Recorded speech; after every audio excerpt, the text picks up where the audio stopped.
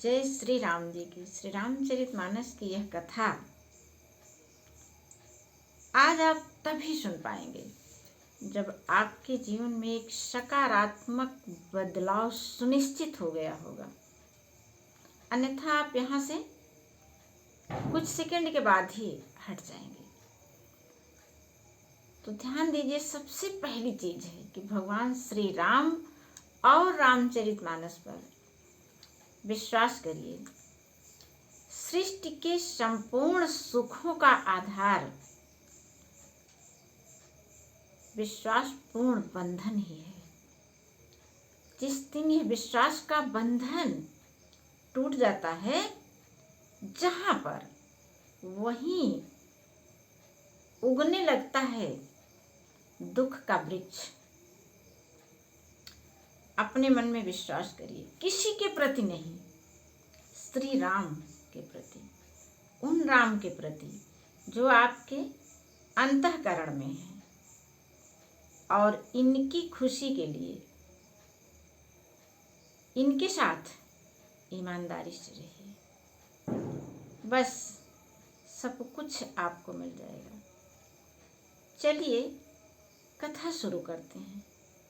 ये कथा आपको ले जाएगी आपके लक्ष्य तक।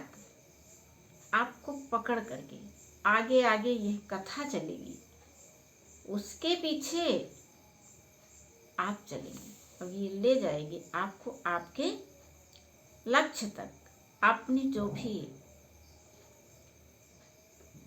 कामना की होगी कभी श्री राम जी से, वही वीडियो को सुनने के बाद आपकी सुनिश्चित हो जाएगी वो कामना। बहुत जल्द वो कामना आपकी आंखों के सामने आकार लेगी। तो चलो शुरू करते हैं कथा। कथा उस समय की है जब भगवान शिव जी बिना पार्वती मैया के अकेले ऐसे टहल रहे थे। श्री राम जी से देखा नहीं गया। वे गए भगवान शिव जी के पास और उनसे बहुत ही विनम्र और कोमल वाणी में बोले। जैसा कि भगवान श्री राम जी का गुण ही है विनम्रता, प्रेम और कोमलता से भरी वाणी। उसी वाणी में वे भगवान शिव जी से उन्होंने क्या कहा, देखिए। अब बिनती मम सुनहु शिव, जो मुँह पर निज ने, जाय बियाहु शैल जहीं, यह मोहि मांगे देव। श्री राम जी शिव जी से विनती करने गए हैं कि यदि आपका मुझ पर तनिक भी स्नेह है तो मैं आपसे एक वरदान मांगता हूँ कि आप तुरंत ही माँ पार्वती से विवाह न कर लीजिए। देखिए, इन लोगों के जो संबंध है ना, आज के 100 साल पहले तक हमारे परिवार में भी दिखाई देते थे, आज नहीं रह गए हैं। हमारे परिवार में मन में कोई भी इच्छा होती थी, लेकिन हम लोग माता पिता अपने जो श्रेष्ठ होते थे उनके सम्मान में कह नहीं पाते थे। भगवान शिव जी भी श्री राम को अपने से बड़ा मानते हैं, उनके नाम का जप करते रहते हैं। इसलिए वे बिना राम की आज्ञा के यह कार्य भी नहीं कर सकते थे कि माँ पार्वती से विवाह करें। और श्री राम जी इसको समझे। जहाँ विश्वासपूर्ण बंधन होता है वहाँ सब एक ही शक्ति से जुड़े हुए हैं। श्री राम जी इस बात को समझ गए और तुरंत वे आए शिव जी से। उन्होंने कहा, मेरी विनती सुनिए, मैं आपसे कुछ मांग रहा हूँ, मुझको यह आप दीजिए। फिर भी देखिए शिव जी क्या कह रहे हैं। अरे, 2 दिव्य शक्तियों की बातें हम लोग सुन रहे हैं। कल्पना करिए, भगवान शिव जी और श्री राम जी को हम अपनी आंखों के सामने बात करते हुए पा रहे हैं। धन्य है हमारे भाग जो है कि जो हमारे सामने ये कथा चल रही है। हाँ, ये कथा मेरी नहीं है, मेरे मुंह से नहीं निकल रही है। विश्वास करिए, संपूर्ण ब्रह्मांड की शक्ति है जो कि किसी के पास पहुंचना चाहती है, उसकी मनोरथों को सिद्ध करने के लिए। तो देखिए, भगवान श्री राम जी और शिव जी बातें कर रहे हैं, कैसी प्रेम भरी वाणी में बात कर रहे हैं। प्रेम और विश्वास से भरी हुई वाणी। शिव जी कह रहे हैं कि ये सब उचित तो नहीं था, लेकिन नाथ वचन पुण्य मेट न जाहि। आप मेरे भगवान श्रेष्ठ, मैं आपके वचनों को मिटा नहीं सकता हूँ और मैं अब आपकी आज्ञा का पालन अवश्य ही करूँगा। शिव जी कह रहे हैं भगवान श्री राम जी से, कह रहे हैं कि माता पिता और गुरु की वाणी को बिना विचार किए हुए जो है उसको कर ही लेना चाहिए। तुम सब भांति परम हितकारी, आज्ञा सिर पर नाथ तुम्हारी। शिव जी ने ऐसा श्री राम जी से कहा। और उसके बाद फिर देखिए कि शिव जी से ये वाणी कह करके अब भगवान श्री राम जी चले जाएंगे।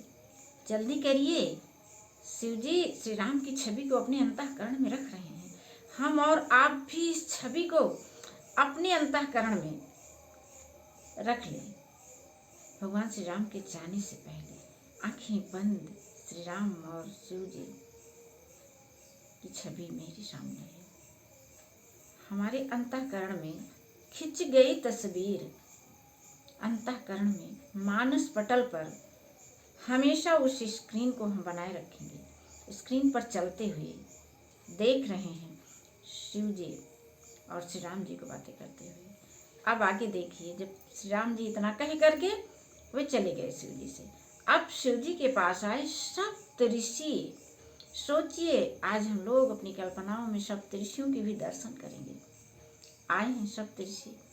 अब शिव जी उनसे क्या कह रहे हैं कि आप लोग पार्वती जी के पास जा करके उनकी परीक्षा लीजिए और हिमांचल से कह करके पार्वती को लिवा लाने के लिए भेजिए। देखिए, श्री शिव और शक्ति ये अलग ही नहीं हो सकते हैं, लेकिन फिर भी एक जैसे घर का बड़ा बेटा होता है, उसके मन में अपने परिवार के प्रति कितनी मर्यादा होती है।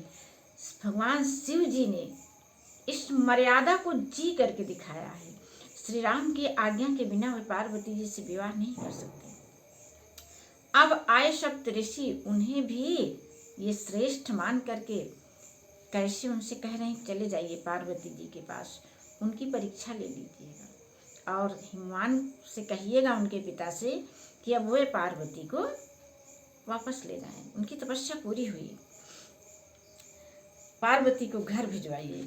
अच्छा, अब ऋषि सप्तऋषि वहां से चल पड़े भगवान शिव जी के पास। आए, यहाँ पर देख रहे हैं पार्वती जी को तपस्या करते हुए। पार्वती जी कैसे तपस्या कर रही हैं? ऋषि गौरी देखी तह कैसी मूर्ति मन तो तपस्या जैसी। जो है पार्वती को कैसे देखा, मानो तपस्या ने ही मूर्ति का रूप धारण कर लिया हो, तपस्या मूर्ति बन गई हो, ऐसी माँ पार्वती पूजा कर रही हैं, तप कर रही हैं भगवान शिव जी को पाने के लिए। अब आप सोचिए, जो है हम और आप हैं, तनिक क्षणिक सुखों में भूल जाते हैं। बस यही चीज हम सबको भी सीखनी है। इतना मतलब विश्वास होना चाहिए अपने अंतःकरण पर और इस भगवान के जो निराकार स्वरूप उनका फैला हुआ है हमारे चारों तरफ घोल बन करके। जैसे मछली जल के तालाब में रहती है, वैसे हम इस शक्ति के घोल में हम रह रहे हैं, चल रहे हैं, उठ रहे हैं, बैठ रहे हैं, खा पी रहे हैं, बोल रहे हैं। कहाँ हैं? शक्ति के सरोवर में हम लोग हैं। तो ये जो है माँ पार्वती को जब उन लोगों ने देखा तो उनसे क्या कहा? सप्तऋषियों ने बोले, मुनि सुन शैल कुमारी करहु कौन कारण तप भारी। कह रहे हैं कि हे पार्वती, तुम किसके लिए ये कैसा तप कर रही हो? तो पार्वती जी ने कहा, ये तपस्या मैं आपसे कैसे कहूँ, मुझे बड़ी झिझक हो रही है। सब जगह लाज, सब में श्रेष्ठता, सब एक दूसरे को अपने श्रेष्ठ ही समझ रहे हैं। जैसे कोई बड़ी बुजुर्ग महिला कुछ पूछे तो बताते हुए बालिका शर्माती है, सकुचाती है। ऐसे ही सप्तऋषियों के सामने माँ पार्वती जी सकुचाते हुए कह रही हैं कि मुझे तो बड़ा सकुच लग रहा है, मैं अपने मन की बात आपसे कैसे कहूँ।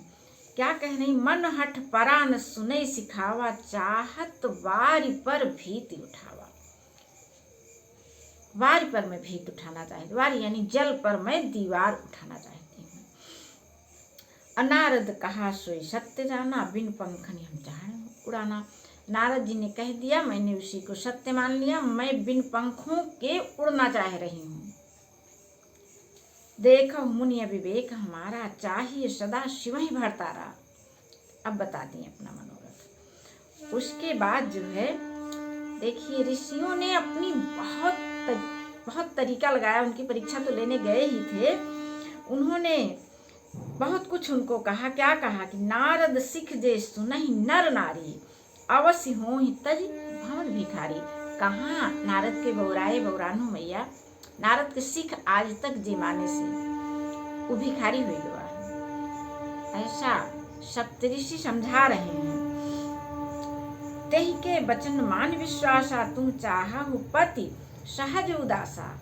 अरे उनके बातें माई के इतना सहज उदासीन पति चाहत, यहाँ वे हैं कैसे शिव जी, निर्गुण निलज कुबेश कपाली, अकुल अगी दिगंबर ब्याली। तमाम शिव जी की बुराइयां बताते हुए सप्तऋषि कह रहे हैं, अरे तोहरे बरे तो हम एक बहुत सुंदर वर ढूंढे ही। माना तो पार्वती जी बताएं कि विष्णु भगवान के साथ ही तो हर बार ब्याह करा दी।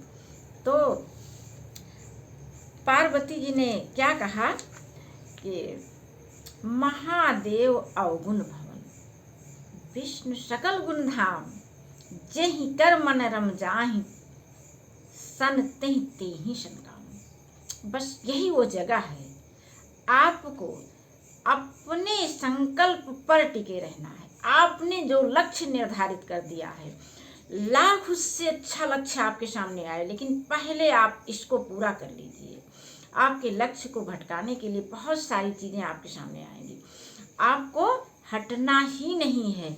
जिस दिन ऐसा संकल्प आप कर लेंगे, उस दिन संकल्प स्वयं आपके संकल्प को पूरा करेगा। बिल्कुल सही आपने सुना है। इस कथा में पूरी एक बहुत बड़ा रहस्य भरा हुआ है। अभी मैं अपनी पूरी बात नहीं कह पाई हूँ। कल आप जो है इसको सुनेंगे और इसके बारे में आप जो है और अच्छा समझ पाएंगे कि ये कथा क्यों रखी गई है रामचरितमानस में।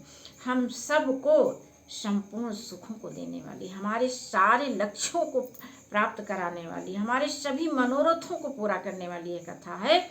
लेकिन कब?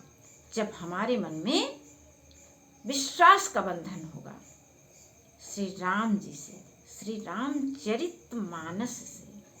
ठीक है, भगवान हम सबको सद्बुद्धि दे, हम सबको प्रेम पूर्ण बंधन दे, विश्वास का बंधन दे। ऐसी कामना के साथ हम सब आज लेते हैं विदा। जय श्री राम जी।